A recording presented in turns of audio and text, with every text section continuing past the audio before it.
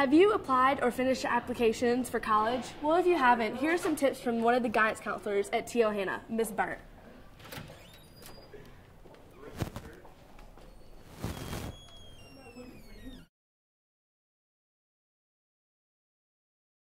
We encourage the juniors to start looking at colleges in their junior year and seniors to apply to college by the end of October of their senior year.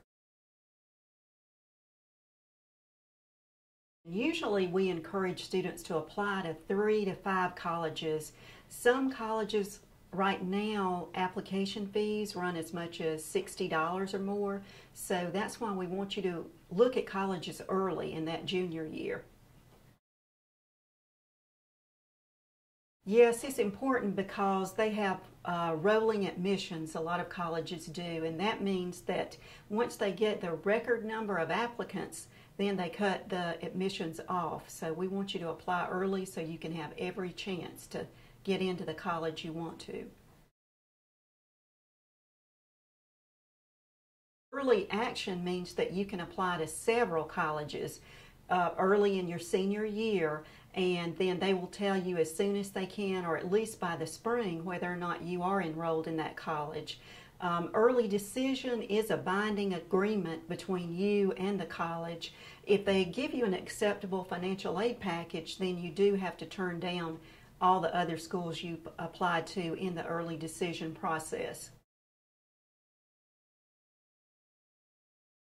Well, we do a scholarship search list all throughout the year, so definitely we encourage seniors to look at that scholarship search list and look at Ms. Hilton's emails that she sends parents to find out scholarships.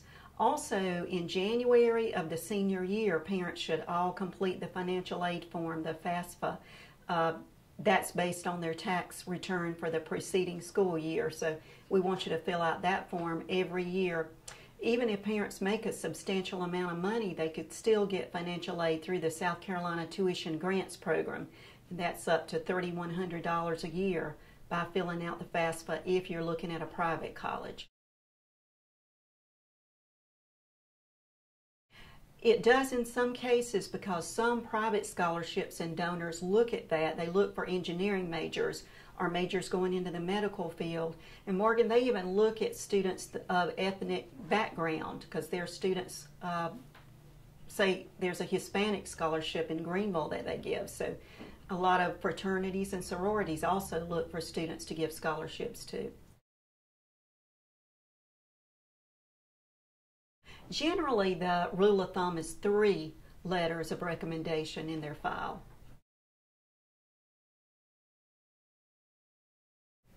Well, the main thing on that is to follow the directions on the application and make sure everything is filled out properly.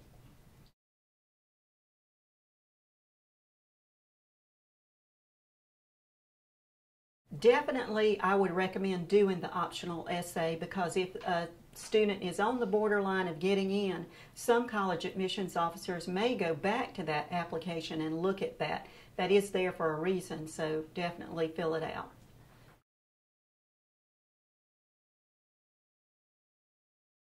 Yes, Morgan, and it is called the Common Application. Now, some schools like Furman and Erskine, Wofford, a few other schools use what they call the Common Application. So once you plug in your information, you can use it over and over for other applications. So do use the Common Application if that college uses it.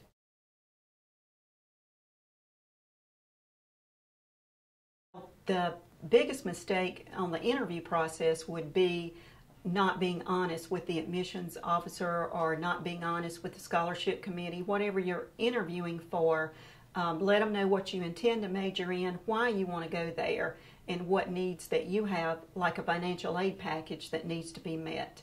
So be honest with them, and one big mistake would be to tell them you want to go there for sports in particular, or that you like the color orange or burgundy, so you don't want to do that.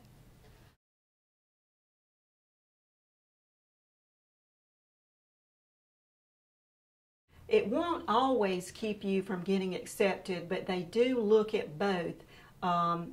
And some smaller schools in particular will go back and look at the coursework that you took in high school and see if you had that additional math course or additional lab science above chemistry to get you in. But certainly that won't keep you out of all colleges. But we do encourage you to take the SAT and the ACT, see which test you do best on, and then do the practice booklets that we can supply you with.